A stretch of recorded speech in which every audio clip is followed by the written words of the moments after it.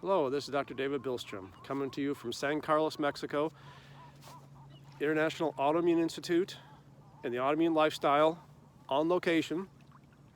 And I want to talk today about childhood stress again. This is a second in a series of two, and it's based on a lovely study that it was in Clinical Epigenetics, 2015. High cortisol in 5-year-old children causes loss of DNA methylation in syn retrotransposons. You heard it the last time. So this is about preschool children and stress leading to DNA changes, methylation changes. Stress gets down to the genes. It turns off the good ones and turns on the bad ones. It's a big driver of all the childhood illnesses, right? And you say, well, which ones? All. Which ones you got? Excess stress, cortisol issues. Well, here's we'll probably get into this other. Here's developmental delays, autism spectrum disorder, ADD, ADHD, depression, anxiety, and then in young women, all this cortisol just cannot wait to mess up estrogen and progesterone balance when that becomes important at menarche when you start your cycles. So then here's bad flows, bad cramps, PMS, ovarian cysts, breast cysts, fibroids, endometriosis, breast cancer risk, oh my gosh, increased risk of all malignancies, autoimmune disease, huge, right?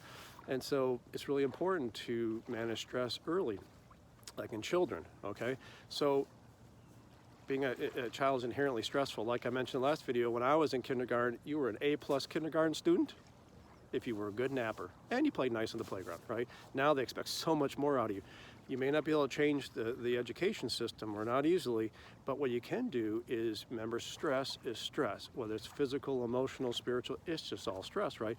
So what you can do is get rid of all the physical stress. Okay, now ideally, because papaya, prenatal, antenatal, adolescence, young adult,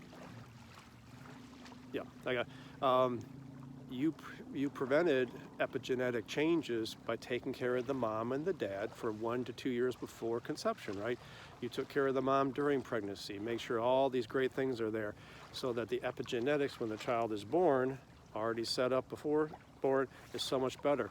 They've been on 2,000 IU of vitamin D the first year of life. They've now decreased the risk of type 1 diabetes by about 90%.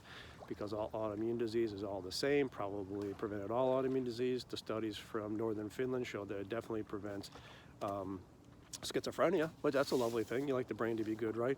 So, but then what can you do? Well, hey, physical stress, you fix their low vitamin D, right? You optimize the vitamin D. Hey, how are their nutrients? Okay, their B vitamin's pretty good, and you kind of zinc deficiency, you fix kind of some nutrients, maybe some probiotics, because the gut, it's so hard to keep the gut healthy nowadays. You wanted to make sure ideally that they were born term, vaginal delivery, breastfed. Maybe they couldn't be for whatever reason. You got their gut good, you got their microbiome good, their vitamin D's good. They're doing some mom, parent-child yoga once a week, twice a week, whatever that is. You're kind of doing all these little lovely things to really address the physical stressors, avoiding early antibiotics, doing all this other kind of stuff. And you got their physical self so good, so unstressful, that even the inherent stress of childhood is not going to be enough to throw them off. Now, if you got the inherent stresses emotionally of childhood, like kindergartners who napping's not that important, it's more reading, writing, arithmetic, all this other kind of stuff. Well, you got all the physical stuff taken care of. You set this really good foundation all the way to the genetic level, right? Meditation, epigenetics, the Harvard study we talked about before. Wow, this is exactly what you want to do to prevent all chronic disease, right? You got the physical good, you're going to be preventing disease in the children in your community, or if you're a parent trying to do this on your own with the book and the course, and then you're going to set them up by age 19, right? Set them up by age 19, they just don't get stuff as an adult. You did your work with epigenetics. Have a lovely day.